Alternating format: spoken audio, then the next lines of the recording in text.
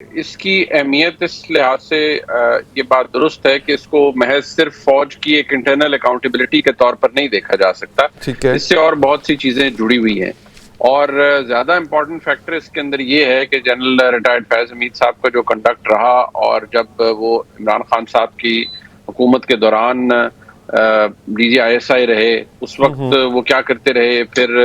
اس دوران ان پر کس قسم کے معاملات ان کے ساتھ عمران خان صاحب نے ان کا استعمال بحیثیت ایک انٹیلیجنس ایجنسی برا کے طور پر کس طرح سے کیا. آج عمران خان صاحب کی جماعت کہتی ہے کہ ان کا ان سے پروفیشنل تعلق تھا، تو پروفیشنل تعلق تو انٹیلیجنس گیدرنگ کا ہوتا ہے، یا اینٹیسپیشن ہوتی ہے اگینسٹ روگ ایجنسیز، یا پاکستان کے دشمن کیا کر رہے ہیں اس کے حوالے سے انٹیلیجنس ایجنسیز اپنے کاؤنٹر میئرز لیتی ہے اور اپنے باس یعنی پرائم منسٹر کو D G I S I بتاتے ہیں. لیکن الیکشنز کے اندر معاملات کو دیکھنا، یا خاص طور اپنے سیاسی مخالفین کو نشانہ بنانا، کسی پر کیسز بنانا، جس طریقے سے وہ شروع کیا گیا، وہ تو کسی بھی انٹیلیجنس ایجنسی کے زمرے ڈومین میں نہیں آتا. جنرل فیض حمید صاحب نے جو کیا اس کی اہمیت وہاں پر ہے. نمبر 2، اس کے اندر فیکٹر یہ ہے کہ اس کو ہم آئسولیشن میں اس لیے نہیں دیکھ سکتے کہ جو آئی ایس پی آر کی پریس ریلیز ہے، اس کا جو لیٹر پارٹ ہے، یعنی جو لاسٹ 3 سطور ہیں، ان کے اندر جو جنرل فیض حمید صاحب نے جو ایسا کچھ کیا جو اسٹیبلش ہوا، یعنی ثابت ہوا کہ انہوں نے پاکستان آرمی ایکٹ کی کلیئر وائلیشن کی ہے اپنی پوسٹ ریٹائرمنٹ. تو بادی نظر میں تو یہ چیز ہے کہ پھر پوسٹ ریٹائرمنٹ کیا تھی، وہ پھر سیاست کے اندر سازش تھی. اس کا تانے بانے پھر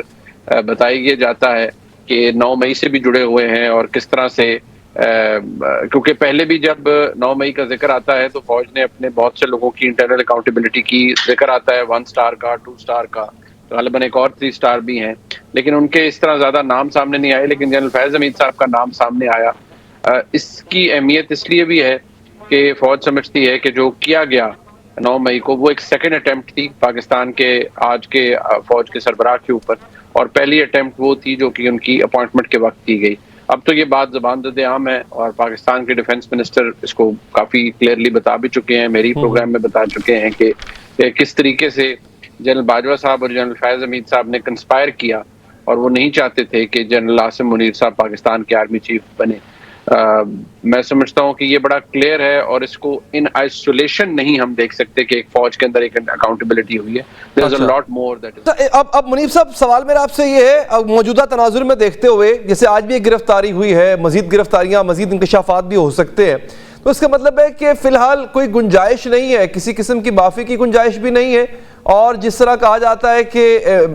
جو ہے وہ مذاکرات ہو سکتے تھے، عمران خان نے کبھی اولیو برانچ ایکسٹینڈ کی، کبھی انہوں نے کی، اس قسم کا امکان نہیں رہا ہے. آج کی گرفتاری کو کس طرح دیکھتے ہیں آپ، اور آگے کیا سمجھتے ہیں آپ کہ عمران خان کے لیے اب مذاکرات کے تمام دروازے رستے بند ہیں؟ دیکھیے، میرے خیال میں تو پہنچ چکا ہے، اور آلدو عمران خان صاحب کیونکہ آلریڈی زیر عتاب ہیں تو وہ مزید اس پہ کیا کر سکتے ہیں، لیکن کم از کم اس سے میسج جو پہنچانا تھا وہ پہنچا دیا گیا کہ اگر آج دیکھیے ہم بحیثیت ادارہ ہی فوج کو دیکھ سکتے ہیں نا. آج کی قیادت ہے، ان کا ایک اپنا طرز عمل ہے، اور ایک اپنا اپنی طاقت اسرٹ کرنے کا ایک طریقہ ہے. آج سے پہلے جو فوجی قیادت تھی ان کا اپنا طریقہ کار تھا، جو آنے والے ادوار کے اندر ہوگی ان کا اپنا طریقہ کار ہوگا. تو ہم تو جو آج ہے اس کو on the basis of facts analyse کر سکتے ہیں. وہ بیسیکلی یہ ہے کہ وہ 9 مئی کو پاکستان کی فوج اور فوج کی قیادت یہی سمجھتی ہے کہ وہ ایک ریڈ لائن کراس کی گئی. اس کے اندر پھر جو انسائیڈر جاب تھی، غالباً اس کا تعلق پھر جنرل فیض حمید صاحب سے بھی تھا کہ وہ کچھ لوگوں کو گائیڈ کر رہے تھے، سیاسی جماعت کو بھی گائیڈ کر رہے تھے، غالباً ان کے کچھ لوگوں سے بھی رابطے میں تھے کہ آپ نے کیا کرنا ہے، کیا نہیں کرنا، اور کس طریقے سے اٹیک کرنا ہے، انڈر پریشر لانے کی کوشش کرنا ہے پاکستان کی فوج کو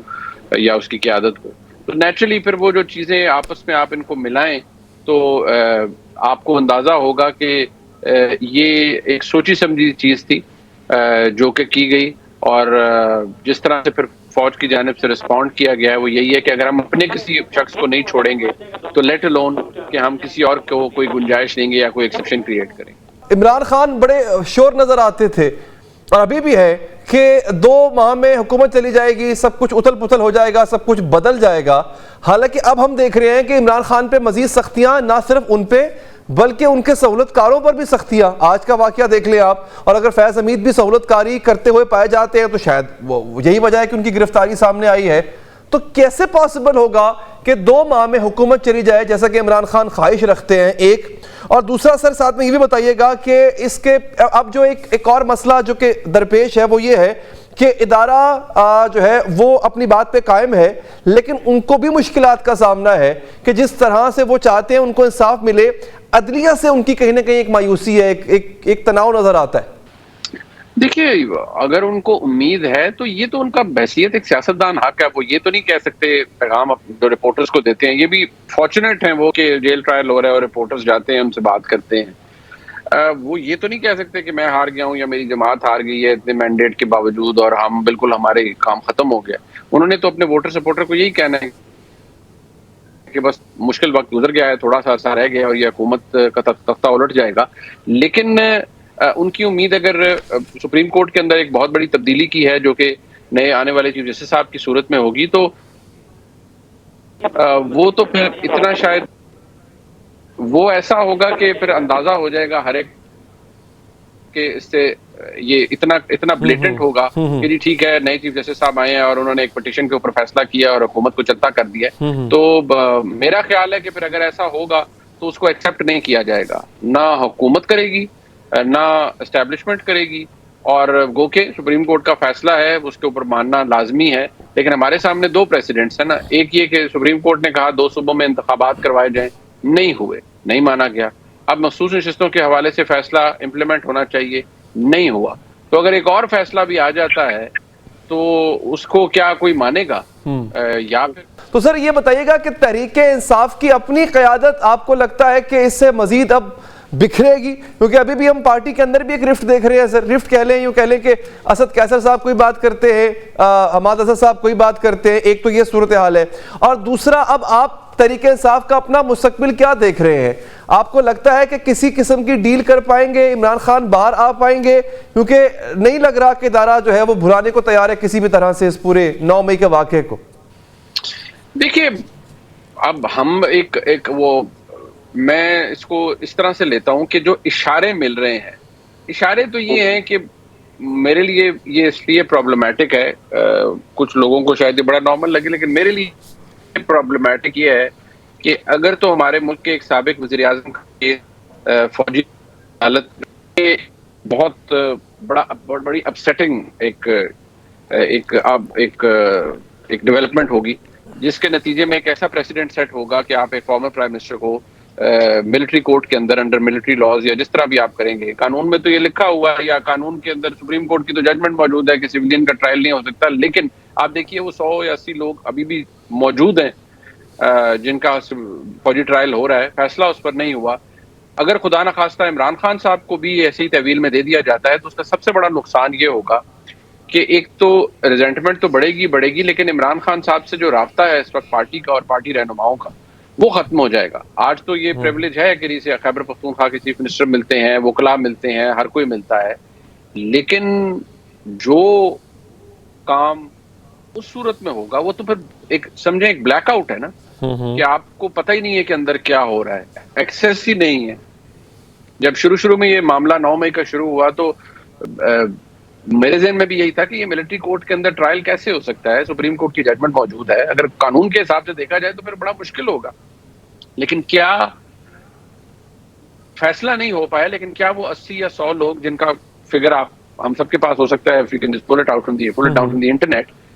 کیا ان کو کوئی ریپریو ملا, کوئی گنجائش ملی ہے, کیا وہ ان کی کوئی ویئر اباؤٹس کا مطلب ایز ان کہ ان سے ملاقاتیں یا یہ سب کچھ کو ہو رہا ہے؟ نہیں, وہ ابھی بھی موجود ہیں وہاں پر, کیونکہ فوجی کہتی تھی انہوں نے ڈائریکٹ حملہ کیا, ان کو تو ہم نہیں چھوڑیں گے. اب پی ٹی آئی یہ کہتی ہے کہ جی آپ CCTV فوٹیج دیں. وہ جواب یہ آتا ہے کہ بھائی جو نظر آ رہے ہیں